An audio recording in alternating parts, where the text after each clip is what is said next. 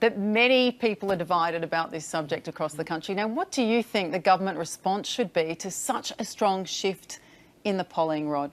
Well, clearly this is still about party room politics, not so much about marriage equality. You can't decide human rights with a show of hands. And if we go down that track, we abandon our whole concept of parliamentary democracy. This should be something decided by our legislators. It's about legislation. The minute you start going down that track, Rowan just raised the issue of 50% of people say we should stop Muslim immigration. If we were to put something like that to a plebiscite, you could imagine the disastrous consequences of that. People do tend to like the idea of having a say until they really deeply consider the consequences of that process. And I think that's what's now happening in the polls. People are actually considering the consequences of this type of plebiscite in terms of the pastoral impact it might have on certainly young gay and lesbian people.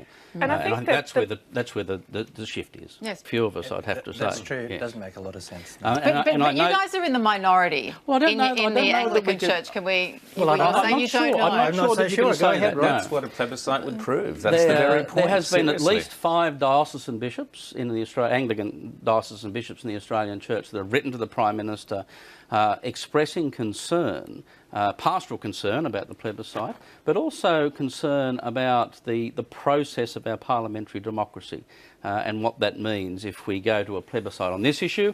What other issues do we go to a plebiscite on? So there is, I think, maybe not a majority, maybe a majority, but certainly a significant minority of theologians, Anglican theologians in this country, who are questioning whether this is the path to go down. Right, and where to for you now, Keith?